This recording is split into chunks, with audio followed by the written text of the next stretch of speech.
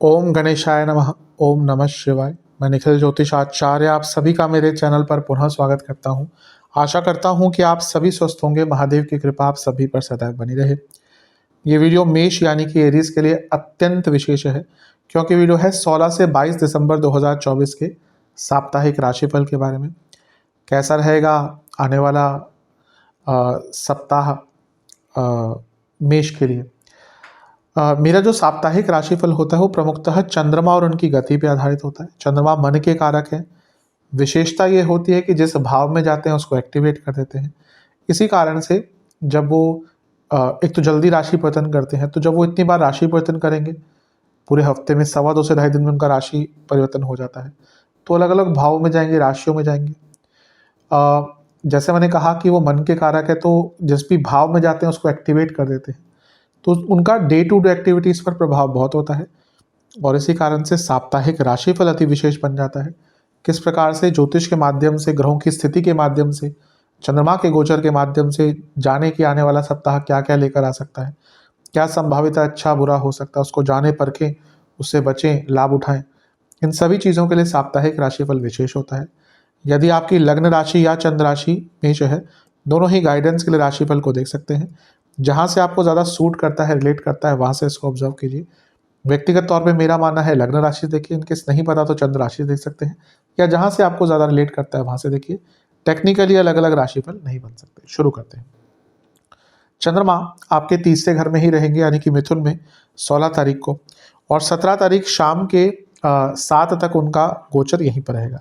चंद्रमा का तीसरे घर में आना अच्छा ही माना जाता है।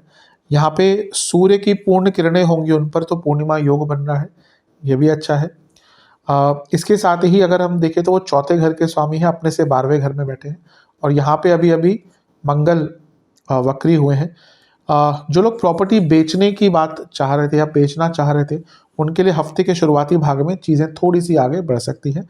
बस मंगल वक्री है तो जल्दबाजी मत कीजिएगा, लेकिन हाँ, बातचीत जो है वो आगे वहाँ पे बढ़ सकती है। सूर्य पंचमेश हैं और भाग्य स्थान में बैठे हैं, और चंद्रमा को देख रहे हैं, लक्ष्मी स्थान के स्वामी हैं, तो एक प्रकार से लक्ष्मी आएगी। और भाग्य स्थान में बैठे हैं तो भाग्य का भी आपको पूर्ण साथ मिलेगा। हफ्ते का शुरुआती भाग सकारात्मकता, ऊर्जा और एक उल्लास के साथ आपका स्टार्ट होगा। तो हफ्ते का शुरुआती भाग काफ़ी अच्छा दिख रहा है। यात्राएं मिलेंगी करने को, जीवन आगे बढ़ेगा, जीवन को गति प्रदान होगी, अच्छा समय है। नवांश कुंडली बता रही है कि चीज़ों को समझिएगा, कुछ नया सीखने के लिए अच्छा टाइम है। दशांश कुंडली कार्य क्षेत्र में एक फ्लो रखना पड़ेगा, तभी आगे बढ़ पाएंगे। कार्य डिले हो सकते हैं। बिजनेस वैसे ठीक है, लेकिन अगर पार्टनरशिप वाला बिजनेस है तो अपने पार्टनर्स के साथ संबंध बनाकर रखिएगा, लड़ाई झगड़े हो सकते हैं। लव लाइफ की जहाँ तक बात है, एक ही प्रॉब्लम दिख रही है कि ट्रस्ट इश्यूज हो सकते हैं, पुरानी बातें वापस आ सकती हैं बीच में, और झगड़ा हो सकता है। वैवाहिक जीवन, कुछ लोग जानबूझकर आप दोनों के बीच में प्रॉब्लम क्रिएट करेंगे। स्टूडेंट्स की जहाँ तक बात है, आप बहुत चीज़ों पर कॉम्प्रोमाइज़ कर रहे हैं, स्टडी पर भी, टाइम पर भी, अपने टाइम टेबल पर भी बहुत ध्यान दीजिएगा, इसका बुरा प्रभाव दिखेगा। सेहत, गले के रोग, हड्डियों के रोग और ईएनटी की प्रॉब्लम, सर्वाष्टक।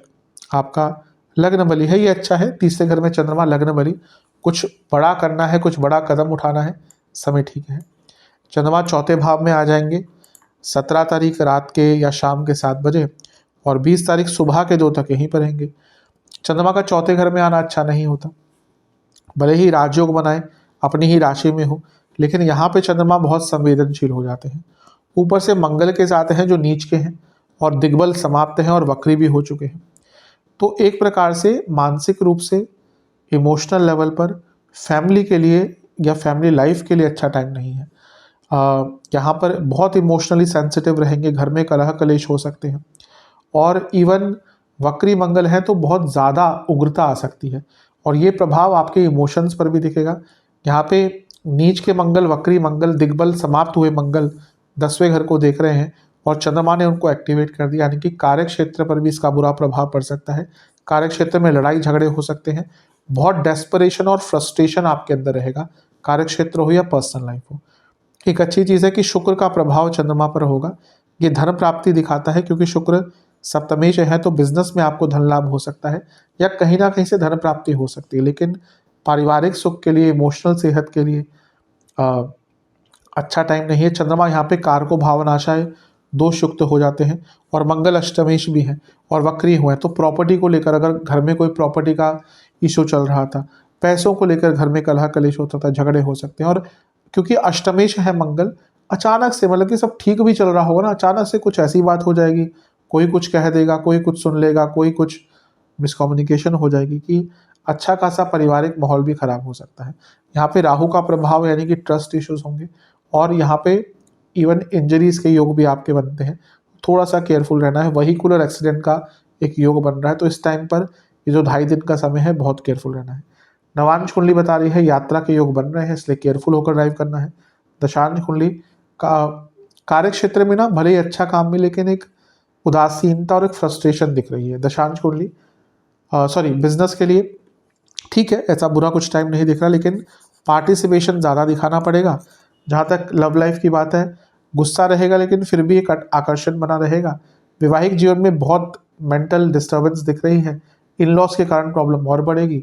स्टूडेंट्स की जहाँ तक बात है, शांत रहिएगा, अपने मन को, अपने चित्त को समझिएगा, आत्ममंथन का समय है। सेहत के हिसाब से जिनको रक्त विकार है दिक्कत बढ़ेगी, हृदय विकार है यानी कि कार्डियक कोई प्रॉब्लम है, हार्ट की प्रॉब्लम है, उनकी दिक्कत बढ़ सकती है। बीपी की प्रॉब्लम है, दिक्कत बढ़ सकती है। सर्वाष्टक में आपका फिर से लग्न ही बली है, ठीक है, एक बल रहेगा, पराक्रम रहेगा, लेकिन यहाँ पे संवेदनशीलता चंद्रमा की थोड़ी सी ज़्यादा है। अपनी भावनाओं पर कंट्रोल करना सबसे अनिवार्य रहेगा। चंद्रमा पंचम भाव में आ जाएंगे 20 तारीख सुबह के 2 बजे, और सप्ताह के अंत तक यहीं पर रहेंगे। कारको भावनाशय का दोष प्रभाव कम हो गया, चौथे में गुरु से आ गया यानी कि गजकेसरी योग बन गया, तो ठीक है, पहले से स्थिति अच्छी होगी। केंद्र के स्वामी त्रिकोण में गए तो राजयोग बना, लक्ष्मी योग बना, धन योग बना, क्योंकि यहाँ से वो लाभ स्थान को देख रहे हैं और लाभ स्थान के स्वामी को भी देख रहे हैं, तो घर में पैसा आता हुआ दिख रहा है, स्थिति थोड़ी सी ठीक होगी। लक्ष्मी स्थान में बैठा ग्रह लाभ स्थान को देख रहा है, यानी कि अचानक से बड़े धन की प्राप्ति या धन कमाने के सोर्सेस खुलेंगे।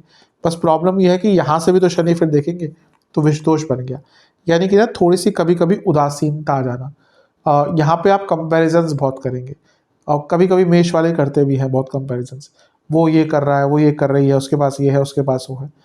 इन चीज़ों से अपने आप को बचा कर रखेगा, कोई फ़ायदा नहीं होता कंपैरिजंस का। हर व्यक्ति की अपनी नियति होती है, बहुत चीज़ें लिखवा कर आता है व्यक्ति। अब अगर सब कुछ हमारे बस में हो तो हर व्यक्ति ही करोड़पति और सब कुछ बन जाए, हर व्यक्ति के पास सब कुछ हो, हेल्थ हो, वेल्थ हो, नहीं होता ना। कई चीज़ें हम लिखा कर लाते हैं, तो भुगतनी पड़ती है या लाभ उठाना पड़ता है। तो यहाँ पे कंपेयर करने की आवश्यकता नहीं है, यहाँ पे अपने जीवन को जिए, साधना कीजिए, शांत रहिए, कई चीज़ें आपकी सॉल्व हो सकती है। नवांश कुंडली, हर चीज़ पर रिएक्ट नहीं करना। दशांश कुंडली, कार्य क्षेत्र में गलतियाँ हो सकती हैं, ध्यान दीजिएगा। बिजनेस, बहुत जल्दबाजी रहेगी, पैसा भी आएगा लेकिन नुकसान भी जल्दबाजी के कारण ही होगा, और गलत लोगों पर भरोसा, कोई डॉक्यूमेंट साइन नहीं करना, नुकसान हो सकता है। लव लाइफ, बहुत चेंजेस आएंगे इस टाइम पे, तो उन चीज़ों को समझकर आगे बढ़ने का प्रयास कीजिएगा। वैवाहिक जीवन, अगर बहुत दिक्कतें चल रही थी तो उनको ठीक करने का मौका मिलेगा। स्टूडेंट्स की जहाँ तक बात है, बहुत लाइटली आप चीज़ों को लेंगे, समय अच्छा है, लेकिन आपके व्यवहार और आपके विचार और आपके आचरण के कारण प्रॉब्लम में पड़ सकते हैं। नवांश कुंडली सेहत की जहाँ तक बात है, नसों के रोग, एंग्जाइटी, पेट के रोग। सर्वाष्टक आपका सप्तम बली है, बिजनेस में लाभ हो सकता है, लेकिन जल्दबाजी से बचिएगा, और जीवन में थोड़ा सा बैलेंस वापस आएगा। उपाय के स्वरूप में ओम मंगल प्रदाय नमः मंत्र का 21 बार जाप करके बजरंग बली को फलों का भोग लगाइएगा। आशा करता हूँ कि वीडियो काम आएगी। चैनल पर नए हैं, सब्सक्राइब कीजिए, वीडियो को लाइक कीजिए। मिलता हूँ आप सभी से अगली वीडियो में, तब तक के लिए ओम नमः शिवाय।